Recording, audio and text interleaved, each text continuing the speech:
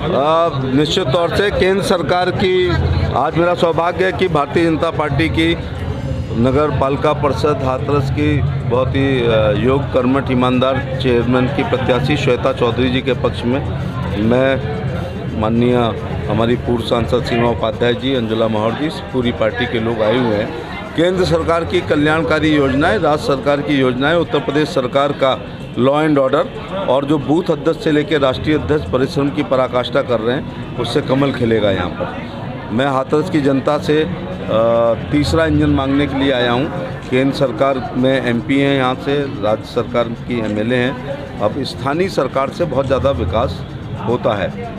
बड़े प्रोजेक्ट तो चलो केंद्र राज्य करता है, लेकिन जो छोटी मोटी सड़क है, स्कूल है, बिजली है, पानी है, नाली है, खरंजा है, सोडियम लाइट है, प्रकाश की व्यवस्था है, पार्क हैं, उनकी बाउंड्री है, कूड़ा प्रबंधन है, सफाई है, सैनिटाइज है, ये सब स्थानीय सरकार जो नगर पालिका परिषद करती है।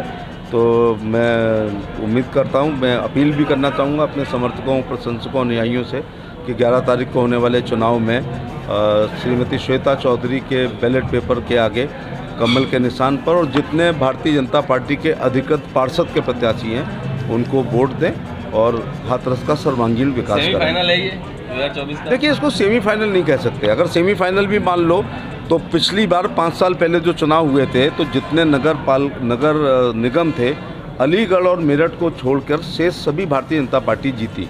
इसके बाद क्या परिवर्तन आया? तब योगी जी की सरकार को केवल 1 साल हुआ था। 17 को योगी जी की सरकार चुनी गई थी और 18 में चुनाव आ गए थे और मोदी जी की फर्स्ट सरकार के केवल 4 साल हुए थे। अब क्या परिवर्तन आया है?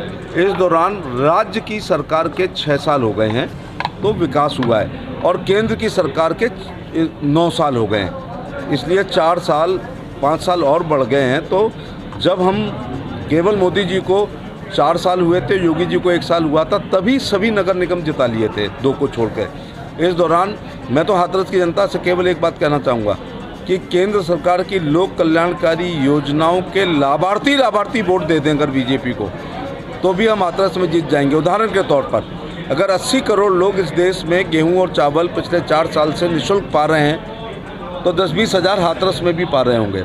जब 9 करोड़ लोगों के प्रधानमंत्री शहरी आवास बने हैं तो हाथरस शहर में भी अभी मुझे जुलूस में दिखाई पड़ेंगे। और अगर 11 करोड़ लोग किसान सम्मान निधि पाए हैं तो हाथरस में देहात के लोग भी रहते हैं जिनके पास ज़मीन है, उनको किसान सम्मान निधि मिली होंगी। अगर 11 करोड़ विधवा विकलांग वृद्धावस्था पेंशन पा रहे हैं तो 10-20 हज़ार हाथरस में भी पा रहे हैं। अगर 12 करोड़ आयुष्मान कार्ड कवर है तो हाथरस में भी 30-40 हज़ार निश्चित तौर से होंगे। विधवा विकलांग पेंशन, विधवा पेंशन भी यहाँ हज़ारों में आ रही होगी। श्रम के कार्ड भी यहाँ पर होंगे। तो कुल मिला के मैं कहना चाहूँगा, प्रधानमंत्री ने, बाकी लोग मकान बनाते थे, प्रधानमंत्री जी ने घर बनाया है। प्रधानमंत्री जी ने एक मकान दिया अभी तो, फिर उसमें एक शौचालय दिया तो घर बना दिया, फिर 5 किलो गेहूं चावल दिया, फिर सिलेंडर दिया। इसके अलावा उसमें कोई वृद्ध विकलांग और विधवा रह रही होगी तो उसको पेंशन देने का काम करने का भी काम किया है। उसमें बीमारी के इलाज के लिए आयुष्मान कार्ड भी दिया है। तो लाभार्थी केंद्र और राज्य के। दूसरा, ये लॉ एंड ऑर्डर का स्वर्ण युग चल रहा है। बाबा पे 2 बुलडोजर हैं। एक बुलडोजर से सड़कों का निर्माण हो रहा है जो अभी भी हाथरस के अंदर वाली में देखते हुए आ रहा हूँ, मीतई वाली, जिस पे निर्माण कार्य चला। दूसरा बुलडोजर जिन अपराधियों ने जो बिना नक्शे के मकान अथवा बेनामी संपत्ति अथवा क्राइम से कर रखा है, वो बुलडोजर चलता है। कभी अतीक के यहाँ चलता है, कभी अफजल के यहाँ चलता है, कभी वो अंसारी के यहाँ चलता है। वो संयोग है कि वो बाय द वे मुसलमान निकलते हैं, लेकिन बाबा एक ऐसा चश्मा पहनते हैं जिसमें कानून मानने वाले उनको पसंद है, गैर कानून ना मानने वाले उनके खिलाफ। अब तक एक सवाल आ रहा था कि अखिलेश प्रचार नहीं कर रहे हैं, लेकिन वो उतरे हैं, जुलूस निकला है, बड़ा जुलूस है। अब कितना फर्क मानते हैं इससे?